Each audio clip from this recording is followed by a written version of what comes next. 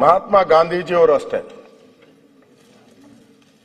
ಅವರ ಜೀವನ ಪೂರ್ತಿ ರಘುಪತಿ ಎಲ್ಲೇ ಹೋದ್ರೂ ಯಾವುದೇ ಕಾರ್ಯಕ್ರಮ ಮಾಡಿದ್ರು ರಘುಪತಿ ರಾಘವ ರಾಜಾರಾಮ್, ಪತಿತ ಪಾವನ ಸೀತಾರಾಮ್, ಈಶ್ವರ ಅಲ್ಲ ತೇರೆ ನಾಮ್, ಅದು ಪರ್ಮನೆಂಟ್ ಆಗಿ ಹೇಳ್ತಾ ಇದ್ರು.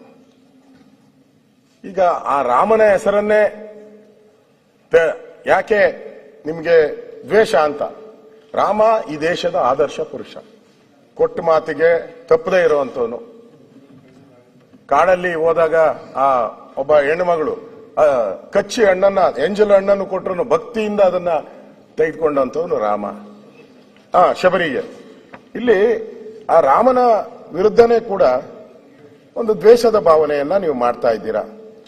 ನನ್ಗನ್ಸ್ತೈತೆ ಕೇಂದ್ರ ಸರ್ಕಾರದ ಮೇಲೆ ಪದೇ ಪದೇ ಪದೇ ಪದೇ ಯಾವುದೇ ರಾಜ್ಯಗಳನ್ನ ನಾನು ನೋಡಿಲ್ಲ. ಇದುವರೆಗೂ 18 ನಿರ್ಣಯಗಳನ್ನ ಮಂಡಿಸಿದ್ದಾರೆ. 18 ನಿರ್ಣಯಗಳು. ಇನ್ನು ಒಂದು 19ನೇ ನಿರ್ಣಯನೂ ಕೂಡ ನಾಳೆ ನಾಡ್ದು ಮಂಡಿಸಕ್ ಹೋಗ್ತಾ ಇದ್ದೀರ. ಕಾಲು ಕೆರೆದು ಜಗಳಕ್ಕೆ ಹೋಗ್ತಾ ಇದ್ದೀರ.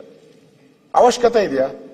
ರಾಜ್ಯದ ಅಭಿವೃದ್ಧಿಗೆ ಕೇಂದ್ರ ಮತ್ತು ರಾಜ್ಯ ಸರ್ಕಾರಗಳು ಒಟ್ಟೊಟ್ಟಿಗೆ ಕೆಲಸ ಮಾಡಿದಾಗ ಮಾತ್ರ ರಾಜ್ಯದ ಅಭಿವೃದ್ಧಿ ಆಗ್ತೈತೆ. ಹಿಂದೆ SM ಕೃಷ್ಣ ಅವರಿದ್ರು, ಅವರು ಕಾಂಗ್ರೆಸ್ಸಿನ ಪ್ರಭಾವಿ ನಾಯಕರು. ಪರಮೇಶ್ವರ ಬಹಳ ಅವ್ರ ಜೊತೆ ಇದ್ದವರು, SM ಕೃಷ್ಣ ಅವ್ರ ಜೊತೆ. ಎಂದಾದರೂ ದ್ವೇಷ ಮಾಡ್ಕೊಂಡಿದ್ದೀರಾ? ಮೆಟ್ರೋ ಬಂತು ಅವರ ಕಾಲದಲ್ಲೇ, ಅಟಲ್ ಬಿಹಾರಿ ವಾಜಪೇಯಿ ಇದ್ದಾಗ. ಇಂಟರ್ನ್ಯಾಷನಲ್ ಏರ್ಪೋರ್ಟ್ ಬಂತು. ಸೌಹಾರ್ದತೆಯಿಂದ ನಡ್ಕೊಂಡಾಗ ಬೆನಿಫಿಟ್ ಜಾಸ್ತಿ. ಕಾಲ್ ಕೆರೆದು ಜಗಳ ಆಡೋದ್ರಿಂದ ನಿಮ್ಗೇನು ಆಗಲ್ಲ ಅಂತ ಅನ್ಸುತ್ತೆ. ಅಧ್ಯಕ್ಷರೇ, ಇವತ್ತು ತಾವು ತಮ್ಮ ರಾಜ್ಯಪಾಲರ ಭಾಷಣದಲ್ಲಿ 46ನೇ ಪುಟ 122ನೇ ಪ್ಯಾರದಲ್ಲಿ ತಾವು ಸಂವಿಧಾನ ಬಗ್ಗೆ ಹೇಳಿದ್ದೀರ. ನೀವು ಸಂವಿಧಾನದ ಆಶಯಗಳ ಬಗ್ಗೆ ಮಾತಾಡಿದ್ದೀರ.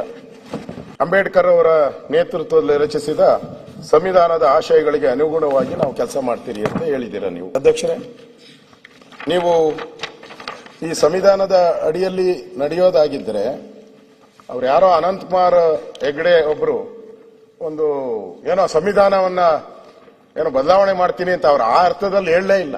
ಆದ್ರೆ ನೀವು ಅದನ್ನೇ ದೊಡ್ಡ ಪ್ರಚಾರ ಮಾಡ್ಬಿಟ್ರಿ.